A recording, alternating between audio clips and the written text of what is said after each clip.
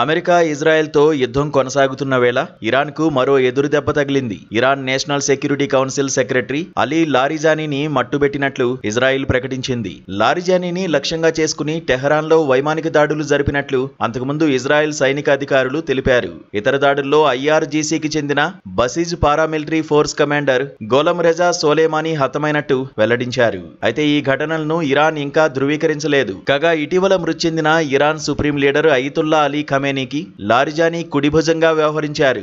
దేశ భద్రత, ఇరాన్ అణు కార్యక్రమం తదితర వ్యవహారాల్లో కీలక పాత్ర పోషించారు. Supreme council of the cultural revolution లోనూ ఆయన సభ్యుడిగా ఉన్నారు. అలీ ఖమేనీ మరణానంతరం లారిజానీని ఇరాన్లో శక్తిమంతమైన నేతగా పలు మీడియా కథనాలు పేర్కొన్నాయి. మరోవైపు గోలం రెజా సోలేమానీ నేతృత్వంలోని బసీజ్ దళాలు ఇరాన్లో ప్రజా నిరసనలను ఉక్కుపాదంతో అణిచివేశాయని ఇజ్రాయెల్ ఆరోపించింది. ప్రస్తుతం వారి మరణం ఇరాన్కు గట్టి ఎదురుదెబ్బేనని రక్షణ రంగ నిపుణులు అభిప్రాయపడుతున్నారు.